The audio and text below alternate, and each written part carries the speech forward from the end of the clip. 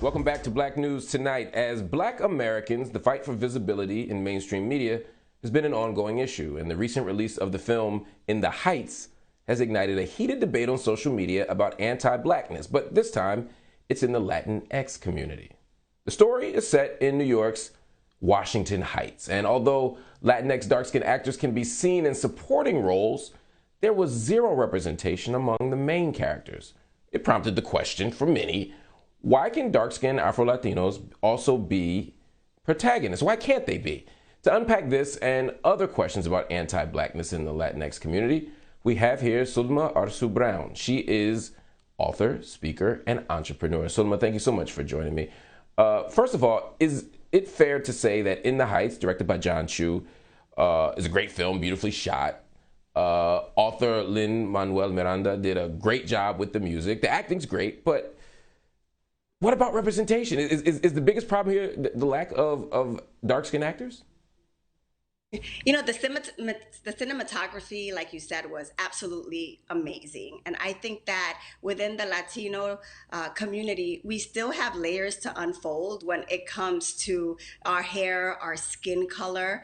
I think that Lin Manuel did a phenomenal job. And fortunately, that job comes with something even greater than that, our voices, right? We are in a position this time in history with our BLM to really be heard. We want to be seen. We want the equity that we deserve, not just in the background, right? It's important to understand that Afro-Latino, I myself am a proud Garifuna Afro-Latino from Honduras, raised in the Bronx. I know a lot of talented individuals, professionals, and we're just not going to take being in the background anymore. I believe that with the resources that Lin Manuel has at his disposal, it is possible to find that right talent, you know, that is my complexion or even deeper. And I sympathize a lot with my darker, beautiful Nubian brothers and sisters because they still are looking for themselves. They no longer want their kids to not see themselves. So I think that type of representation was definitely missing. So there are a few pieces to this that are really worth unpacking, and we'll be covering this for weeks and months and years to come because this is such an important issue. One question is the viability of dark skin representations, not just among the Afro-Latino community, but in general, right? What does it mean to have darker skinned people in leading roles? And then the other question is, to what extent do we try to be race neutral, or to what extent do we try to pretend that race is not a factor when it comes to Latinx communities? You know what? We can no longer pretend, right? I think that I love the force of the Afro diaspora, including Black Twitter that exploded, right? And across the line, across the diaspora, we are looking to see ourselves. And that's part of the reason why I authored the book, Pelo Malo No Existe and Bad Hair Does Not Exist.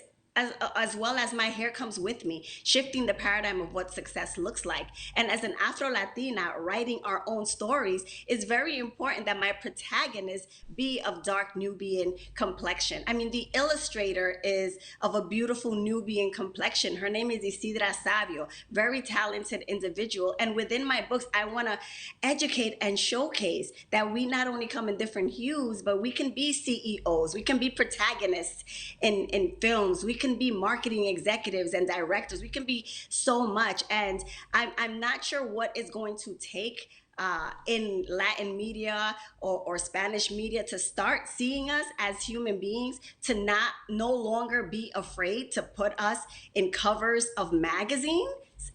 You know, we're not just Sofia Vergara's, but we're gorgeous like Amara La Negra.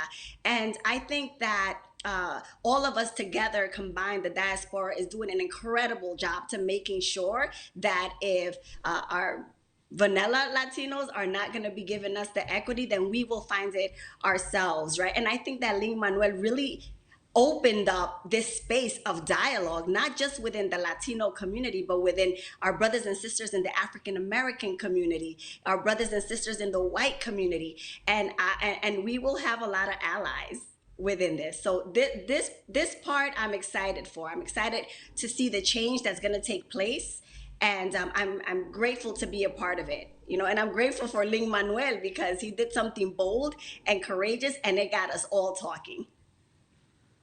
Absolutely. And of course, he issued a long apology on social media and said that he is going to do a lot of listening, which we appreciate. Hopefully, it turns into greater action. But there's a sort of ideological question here that we have to get at as well. Many people in the Latinx community defend this idea that it is a race-free culture, that they are a mixed ethnic group. So someone like you, a Garifuna, get lumped in, right, with all these other sort of categories and ethnicities, in the sense that, oh, we're just Latino, or and this idea of Latinidad becomes the overarching thing rather than identifying race. They ignore the ideology that is behind avanzar la raza, or advance the race, that is also popular within Latinx communities, that encourages dark-skinned people to marry people of lighter complexion, these sort of deep-rooted issues of anti-Blackness. Why is it still so hard to talk about colorism, to talk about privilege, to talk about the various ways that race plays out within these various communities?